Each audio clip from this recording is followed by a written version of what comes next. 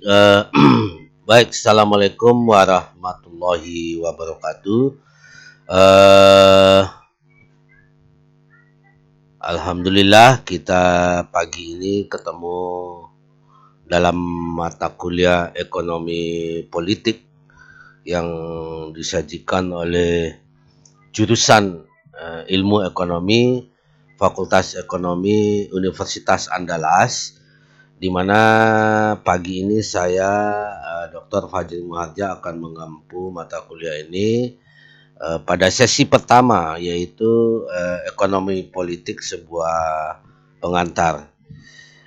Baik teman-teman semua, kita perlu melihat terlebih dahulu bahwasanya kuliah pada hari ini merupakan mata kuliah pilihan, ya, dengan bobot SKS adalah sebesar 3 SKS, di mana capaian pembelajaran dari mata kuliah ini sebetulnya kita diminta sebagai mahasiswa pendosen juga, yaitu capaian pembelajaran dalam hal sikap. Mungkin kita akan diminta untuk dapat menunjukkan sikap yang bertanggung jawab, kemudian kita juga mampu untuk menginternalisasi semangat kemandirian, kemudian kita juga di dalam pengetahuan kita juga menguasai secara mendalam konsep dan teori mikro dan makro sebagai landasan dari mata kuliah ini, ekonomi politik.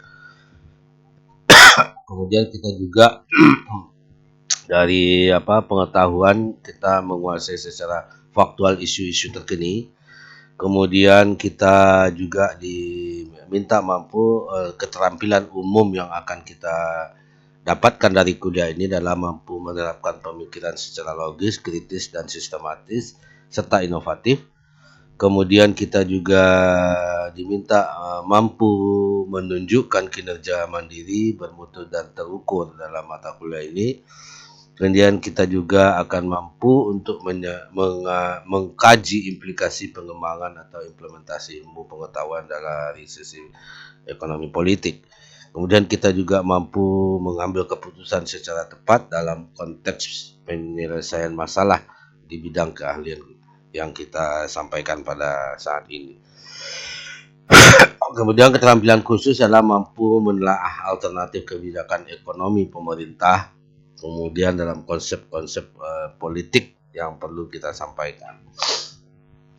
Nah, kemudian capaian kuliah adalah mahasiswa mampu menjelaskan kedudukan ekonomi politik itu seperti apa di dalam ilmu ekonomi. Kemudian mahasiswa mampu menjelaskan pandangan atau konsep-konsep ekonomi itu, politik ekonomi itu sendiri, ekonomi politik. Mahasiswa mampu menganalisis isu-isu kontemporer dari perkuliahan ini.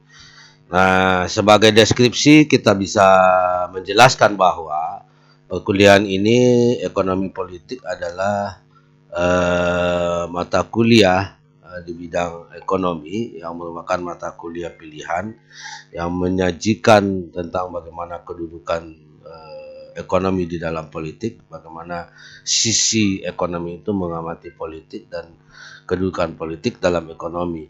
Hal ini mahasiswa mengetahui secara ekonomi dan politik saling beririsan dan satu sama lainnya. Kemudian beberapa pandangan perspektif tentang ekonomi politik itu perlu diketahui di dalam mata kuliah ini, baik itu klasik, radikal, konservatif, liberal, klasik, dan semuanya.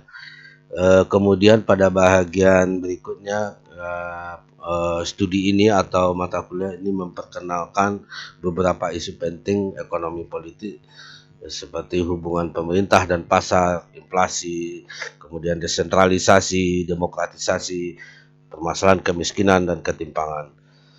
Nah, perkuliahan ini, pembelajaran ini dilakukan untuk semua, baik bagi mahasiswa Universitas Andalas dan juga perguruan tinggi mitra dari kerjasama Merdeka Belajar Kampus Merdeka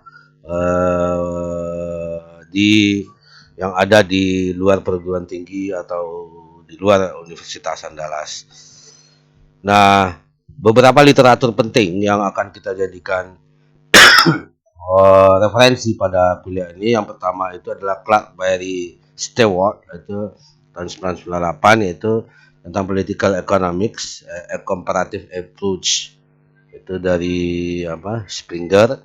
Kemudian juga mata kuliah ini akan menggunakan referensi, yaitu referensi dari bukunya Alberto Alesina tahun 2008 yang menjelaskan tentang political business cycle in macroeconomics. Nah, baik teman-teman semua, kita mulai bahwa bagaimana sebetulnya ekonomi politik itu, ekonomi melihat politik itu seperti apa. Nah, kecenderungan dewasa ini ditemukan bahwa riset-riset ekonomi itu lebih mengarah kepada riset kontemporer, di mana pengambil kebijakan bagaimana pengambil kebijakan itu adanya trade off, ada trade off capaian dari semua untuk memiliki sebuah tujuan. Institutionally atau kebijakan ekonomi yang cocok pada suatu negara belum tentu cocok dengan negara lain.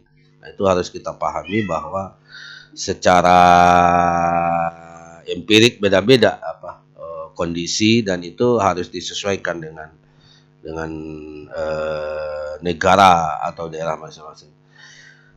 Saat ini ekonom banyak yang krisis identiti. Namun pakar matematika mampu memformulasikan ekonomi itu secara sains. Nah, jadi ekonomi itu adalah kita bisa memformalkan isu-isu sosial dan diformalkan secara matematis. Nah, itu kelebihan kita dari sisi keilmuan dibandingkan dari teman-teman kita ilmu sosial lainnya. Nah, kemudian kalau kita lihat sejak tahun 1980, Aston and Blue mencoba memasukkan variabel sosial sebagai fenomena ekonomi. Nah, ini membuat sesuatu yang tidak berubah dalam ekonomi adalah abstraksinya. Jadi kita mencoba mengabstraksi, memformalkan sosial aspek itu di dalam konteks sains. Nah, ilmu sosiologi memiliki kerangka namun tidak memiliki formulasi secara formal. Nah, keistimewaan ilmu ekonomi itu dapat diformulkan secara matematis. Nah, itulah yang umumnya mendapatkan hadiah Nobel. Dia dulu di sarjana itu adalah sebelumnya dia adalah graduate dari matematik, kemudian ambil ekonomi, graduate dari politik, ambil ekonomi, graduate dari sosial itu mengambil ekonomi. Nah, itu yang umumnya mendapatkan Nobel Prize. Sejak tahun 1980 ilmu ekonomi terkesan sukar karena 1980 sampai 1990 itu sukar untuk karena lebih bersifat engineering. Nah, tokoh-tokoh kontemporer dari ekonomi itu ada Khatib Basri, itu alumnus dari NU, Khatib Basri, Deki Kengi, Hal Hill, tulisan lebih berkembang dibandingkan ekonom lainnya yang lebih dan yang analisisnya lebih naratif. Setelah terjadi Great Depression, ekonomi lebih dikembangkan secara formal matematis. Tokoh di Indonesia itu seperti Profesor Asad Anwar. Nah, ilmu ekonomi modern sekarang ini mencoba memformulasikan aspek politik. Nah, itu perlu teman-teman, aspek sosial, budaya masyarakat secara ekonomi dengan menggunakan matematis. Nah, dengan mengambil isu-isu penting dari aspek tersebut, contoh bagaimana nilai ekonomi dari kawin cerai, mungkin barangkali artis. Nah, itu bisa dijadikan sebuah riset. Kemudian fenomena corruption di Indonesia ada dalam bentuk uang. Kemudian di Jepang perlu dipahami seorang profesor itu sulit untuk digantikan. Kemudian di US Obama ingin terpilih kembali incumbent, di mana harus ada konsesi voters seperti penyediaan infrastruktur dan untuk konstituennya. Nah, formulasi ekonomi ada model yang mengedepankan rationality, kemudian konseptualisasi teori dalam memberikan ruang pada peran matematika, rasional, dan optimasi. Kemudian pengukuran kuantitatif kita bisa melakukan secara ekonometrika, statistik, dalam hal ini menemukan validasi dan aplikasi kebijakan. Nah, persyaratan untuk mendapatkan pengakuan ilmiah adalah rigor atau ada rigor dan formality dari sebuah riset itu. Fenomena ekonomi tersebut merupakan interaksi ya, dan dimodelkan sebelum model ekonomi satu arah tanpa ada interaksi. Jadi kalau sebelumnya model ekonomi itu satu arah saja, perdagangan mengaruhi pertumbuhan ekonomi, kemiskinan mempengaruhi tingkat pendidikan. Nah, itu tidak ada interaksi, itu hubungan satu arah. Nah, interaksi antara pelaku ekonomi dapat disebut dengan kelembagaan. Nah, ada aspek politik dan kelembagaan di situ. Dan beberapa prosedur alat analisis yang dapat digunakan bisa jadi game theory, reputation and delegation model, kemudian perbedaan preferensi dengan fungsi produksi, kemudian informasi yang tidak semula, asymmetric information dan sebagainya.